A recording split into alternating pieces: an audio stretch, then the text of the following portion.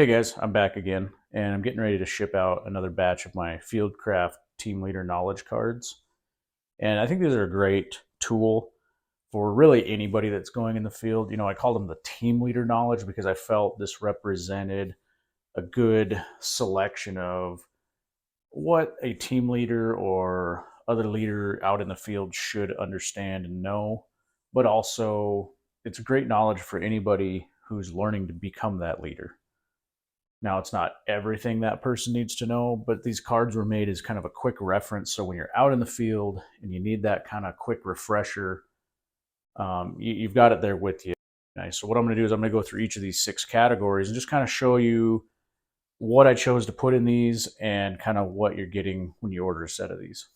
I've just got some basic general purpose radio information, the NOAA weather frequencies, FRS frequencies, VHF, UHF ham frequencies. I got some antenna length equations on there. The next card is a sample of an SOI, and an SOI is a planning tool, a communications planning tool, short for signal operating instructions. And basically, it's a planning aid slash way of communicating what radio frequencies and other means of communications you're going to be using. Next is just your standard in the military, what's called a salute report, which is how you can quickly and efficiently communicate what you're seeing out in the field. And the salute report is a very commonly used report, and it's probably one that I think most people would be able to utilize even in a non-tactical environment.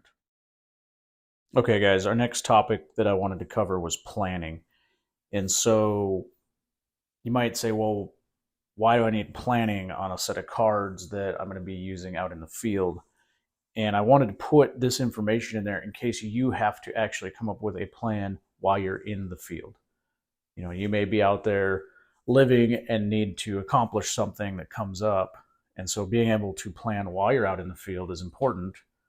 And so I wanted to include these cards just as a reminder of how to do that. Now, this, of course, is a very in-depth subject, but these are the aids that I chose to include. For one is the 5-paragraph order or patrol order and kind of its format. And I specifically made sure to break it into 3 segments because what I've found instructing students on how to do this is sometimes it can be a bit overwhelming for one person, especially if time is limited, which it always seems to be when you're planning.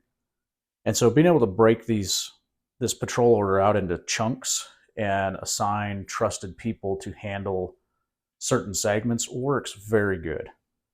It's a technique I've used myself, and I've seen it done many times in class. And if you have competent people to take care of those, you can then start delegating so that as the leader, you can focus on the more important parts of it and delegate less important parts to other people that you trust. And once again, we've got that sample SOI card. A lot of these cards kind of go into different segments. They're not just hard cut between different categories. And so, if you're writing this patrol order, you're probably going to be referencing that sample SOI card at some point when you're writing your communications plan. Next, we've got some military acronyms, MET-TC. I've talked about that on the class, probably one of the most important acronyms you can learn from the military. It's a planning and decision-making acronym to help you decide what's appropriate for your situation. And then we have a patrol base and hide selection criteria here. And another one, OCOCA. And there's other versions of it out there as well, but I like it in this order. It doesn't sound as stupid, for one, as some of the other ones that are out there. And it's giving you the military aspects of terrain. So if you're moving through terrain and you're wanting to maintain a low profile, look for threats, even if you're hunting, I use the same stuff when I'm hunting. It's just kind of the different aspects of terrain that can affect a tactical situation.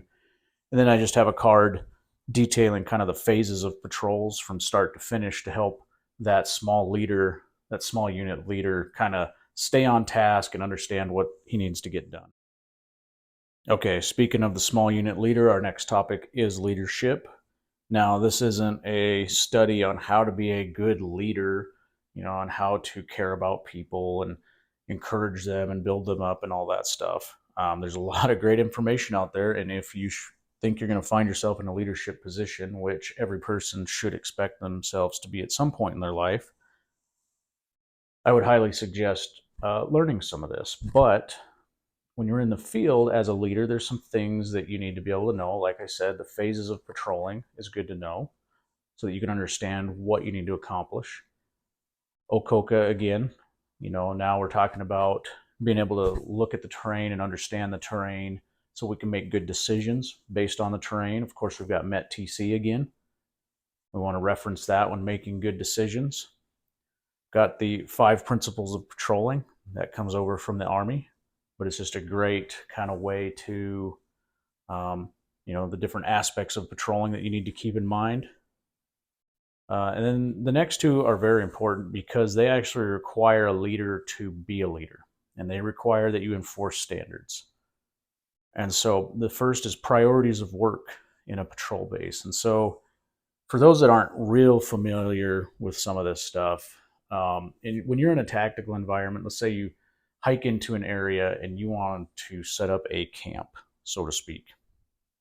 And I use that word very loosely because you don't camp in that situation. You set up a patrol base, a somewhat secure area where you can take care of your basic needs. Well, when your team gets to the area that you've chosen for your patrol base, which reminds me, there's one more card I want to put in here.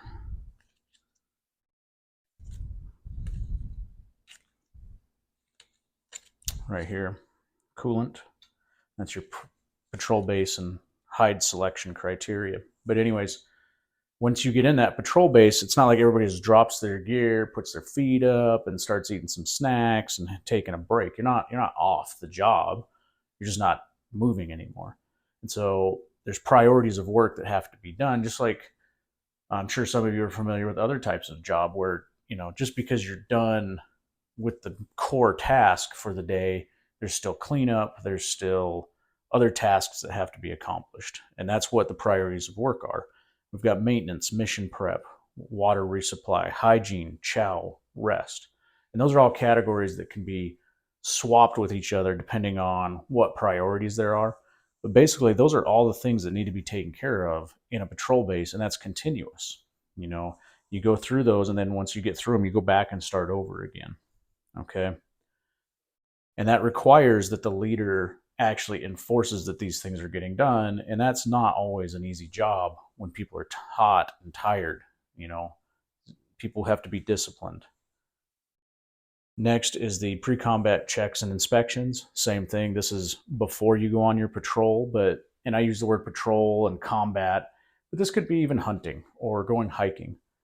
You're going to want to plan, rehearse your plan, practice any emergency or immediate action drills. You want to make sure your equipment is ready to go. You want to make sure that you quiz the members of your team on the plan. Make sure they know actually what's going on. And then you want to function check equipment, things like radios, flashlights, etc. You want to make sure that they're actually good and they're going to work when you need them. Okay, so the next topic is patrolling that I wanted to go over. And here, there's probably half the deck almost is dedicated to patrolling. Now, some of these cards, once again, we're seeing Okoka here. I think MET-TC is on the back of one of these. And so some of these, like I said, they bleed over into other categories, these PCCs, PCIs. But I wanted to put good effort into the patrolling because I feel like most of my students and customers probably would appreciate that knowledge because that's probably an area where they're not as strong as some of the other areas. And it's hard to get good at patrolling unless you were in an organization that, the military basically, where you actually went out and did patrolling. And so here we've got kind of a few repeats again: Okoka, PCCs, PCIs. And then on the backs of these cards are things like MET-TC and others that also apply while you're actually out conducting your patrol. There's a few repeats on here. Once again, PCCs, PCIs, OCOCA, because those are things that really directly apply to patrolling also. And there's on the backs of some of these cards are things like MET-TC that also apply, but I wanted to show you what else is in the deck. So I've got a few cards with what I think are the most pertinent formations. Now, I know if you were to bust out any of the Ranger Handbook or any of those, there's other formations out there for larger units. But what I'm talking about here is small teams, 4 to 6 people at most. And so that's what I've geared my classes towards. That's what I gear all my training towards, because that's the realistic for irregular type people, whether you're working in a small team of just guys out hunting. Maybe you're going in the backcountry to do some hunting, or you're in some sort of survival or other, situation where you're defending your community. You're going to be working in small teams. Now, if you have the luxury of having more people, guess what? You also have the luxury of there's more information out there. Things like the Ranger Handbook, for example, the Scouting Patrolling Manual from the Marine Corps. Great references if you have the manpower to utilize it. But I wanted to gear my stuff towards small teams. So here I've got, probably the 4 best formations, movement formations while patrolling in a small team. We've got the file, the line, the wedge, and the Y tracking formation. I go into how to cross danger areas as a small team, how to conduct a small, simple ambush, what that looks like, how to set up a small team's patrol base. Okay, next, the topic of shelters. And I don't have like pictures on how to set up different kinds of shelters. You should know how to set up the basic forms of shelters. If you follow my videos, I just did one not too long ago on my ideal shelter setup. And so you should know how to set that up already. But sometimes when we're looking for that shelter location, and, to me, a shelter location can just be, hey, I'm out camping and I want a low profile shelter. Or if I'm in a patrolling context, it might even be that I'm picking a secure area for a patrol base, things like that. So I kind of use the word shelter interchangeably with some of this stuff. But basically, to me, a shelter is anywhere where you're going to go to ground, you're going to get rest, and depending on the security situation, kind of dictates how secure and concealed that location needs to be. And so once again, we've got priorities of work in a patrol base and coolant. We've seen those ones a couple times. I've got BLISS over here, the low profile shelter factors. It's a military acronym.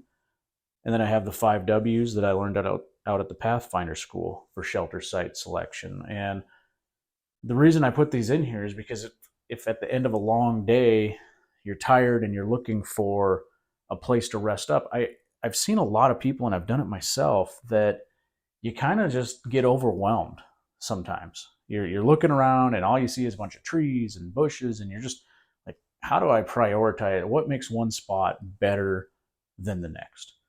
And so having this reference to be able to quickly, like, okay, I need to be thinking about the wind and the weather. I need to be thinking about water. I need to be thinking about wood. I need to be thinking about blending in and having a low silhouette. Like those things, because I've seen people build some crazy shelters that really wouldn't fit into these categories. And yeah, they kind of get them out of the weather or whatever. But having this knowledge in mind when you're setting up your shelter and choosing a location, I think is important. Okay, guys, the last category is land navigation.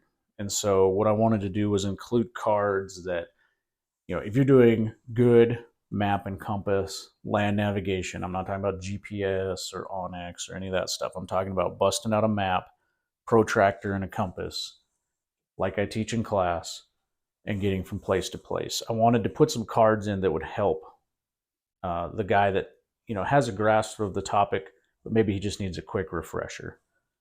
And so I actually include images of, the major terrain features as taught in land navigation, as well as some topo map information, kind of both grid sizes, topo map colors. I also include a listing of the navigational aids as I teach them in class. I I have a card on how to do a box offset around obstacles, and then also a card on how to convert pace counts to meters and meters to pace counts. So when you're planning your routes, you can know how many paces or meters it's going to take to get some. Okay, guys. So thanks for checking this video out. If you're interested in ordering a set of these cards, just shoot me an email, and you can check out my blog at badlandsfieldcraft.wordpress.com. I also make very high quality semi-custom field knives. They're some of the best you can get for your money. And I've got a lot of great articles on there detailing different aspects of fieldcraft. And I've ran classes for the last 3 years out in Montana teaching these skills. So if you're interested in any of that, check out my blog or shoot me an email. And thanks for watching.